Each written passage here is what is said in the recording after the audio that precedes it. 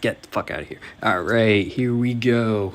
So I'm doing a little bit of a tier list here thing. So what I'm going to do is I'm going to take these editing softwares and I'm going to rank them. So the one that's going to be highest is the easiest to learn if you are completely new to editing and you need to do something for like a school project, and the ones on the bottom are going to be the worst for you. Stay away from these softwares if you need to do something quick for a school project and you just need to edit this video before 11:59. And of course export it. So first one I got on the list here is Adobe Premiere Pro. Adobe Premiere Pro is the standard for a lot of companies when it comes to video editing. It is also has a direct competitor, which is DaVinci Resolve, which I haven't included on this list, but they basically would take the same spot. So Premiere Pro is very easy to use in some senses. Like all you got to do is right click and you'll see like a bunch of options. Most file formats will go in there just fine without them needing to be converted and whatnot. But from what I remember, I haven't used Premiere in a while. Whenever they shifted from the one in 2021 to the one in 2022, they changed a lot of the layout, so it was tough. And one thing about the layout which makes it not in the top two tiers, because I'm going to put it at a B, is that sometimes you have to move from like the effects tab to like the editing tab to find certain things. So too much switching tabs. So that's why it's going in the B tier. Okay.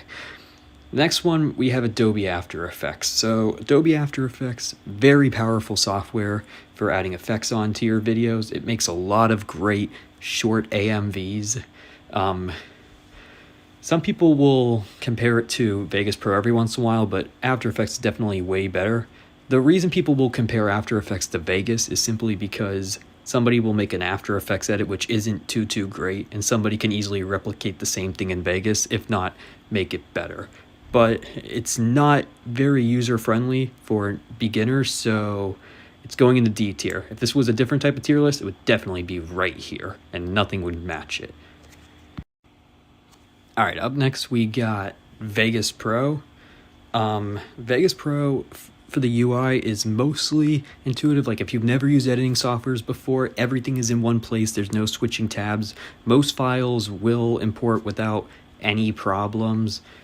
They even like have like a bunch of drag and drop effects. So whenever you go into your effect plugins, you don't have to set everything manually because you're not going to know what a lot of those sliders and buttons do. However, the UI is definitely missing some things that other softwares do just fine. So even because it doesn't have the tabs, I'm going to put it above Premiere, but it is most certainly not the best. Next one, Windows Movie Maker, a bunch of different versions of these. Stay away from using Movie Maker. Microsoft doesn't even have it like supported anymore, so finding a copy of Movie Maker can sometimes be proven difficult.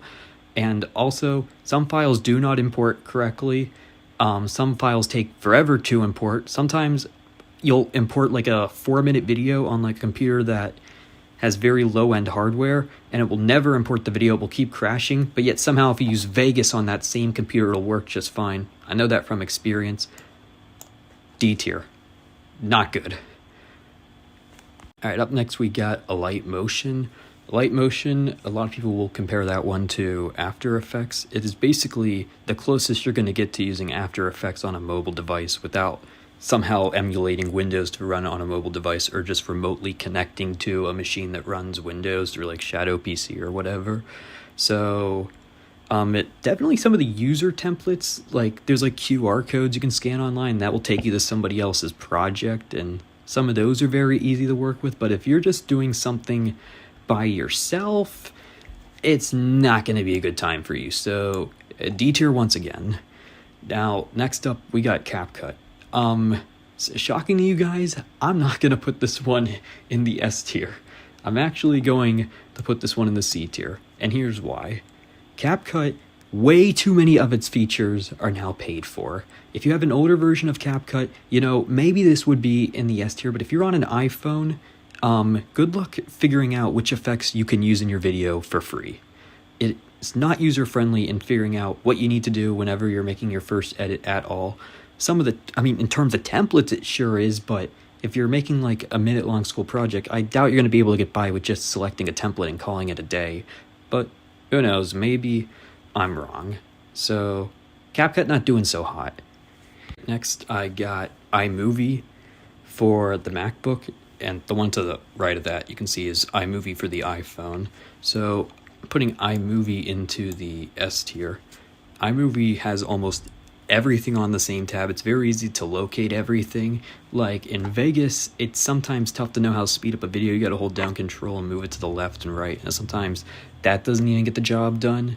iMovie, it's very simple. You click a little watch, you enter exactly how much you want to speed it up by, and then there's like a little dot that appears on the clip. You can move it left and right. So I think the UI on iMovie is very easy. Like, whenever you use iMovie, there's not a lot of questioning in what this software can and cannot do. In terms of like trimming videos, like in Premiere, or like working with audio in Premiere, it doesn't even come close to Premiere. And honestly, I think Vegas is better at audio than Premiere, but Premiere definitely does better video than Vegas. So iMovie for Mac, great for beginners. You got a MacBook and you need to edit something for school, suggest you hop on it. All right, final one we got here, iMovie for iOS. This app, I cannot believe how bad it is.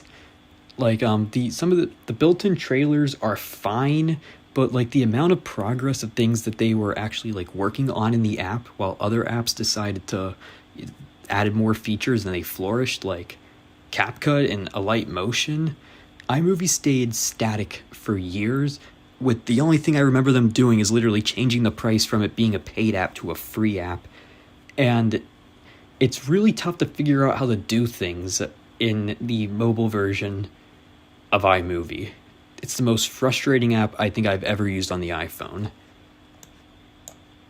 Only use it if you absolutely have to.